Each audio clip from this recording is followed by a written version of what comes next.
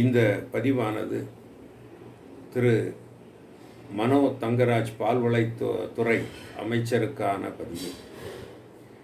ஏன் இந்த பதிவை நான் இடுகிறேன் எனில், அவர் பழைய காங்கிரஸ் ஜனதாவாக மாறிய பின் அவர் முதலாக மாவட்ட பஞ்சாயத்து தலைவராக, குமரி மாவட்ட பஞ்சாயத்து தலைவராக தேர்ந்தெடுக்கப்பட்ட பொழுது உண்மையிலேயே நான் மனதார சொல்கிறேன், பெருமைப்பட்டேன்.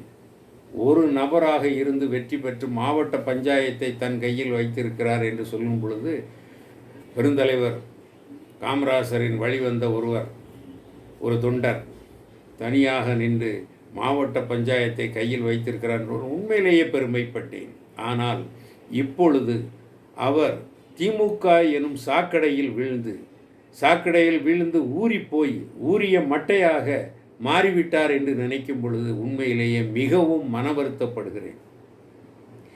இவரையும் ஒரு காலத்தில் நாம் நல்லவர் என நினைத்து விட்டோமோ என்று நினைத்து மிகவும் ஆதங்கப்படுகிறேன்.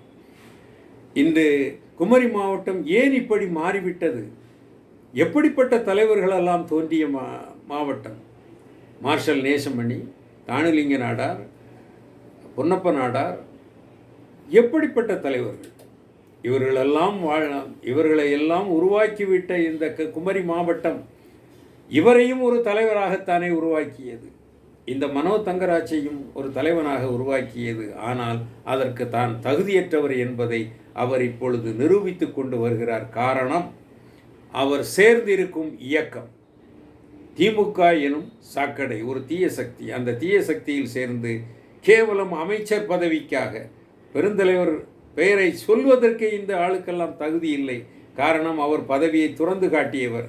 அன்று முதல் முறையாக நகரசபை தலைவர் பதவியை துறந்ததிலிருந்து கடைசியாக முதலமைச்சர் பதவியை துறந்தது வரை அனைத்தையும் துச்சமென மதிக்கக்கூடிய ஒரு ஆற்றல் படைத்த ஒரு மனிதனின் தொண்டன் என்று இவரெல்லாம் இனி வாய் திறந்து என்றுமே பேசக்கூடாது. குமரி மக்களே, சிந்தியுங்கள்.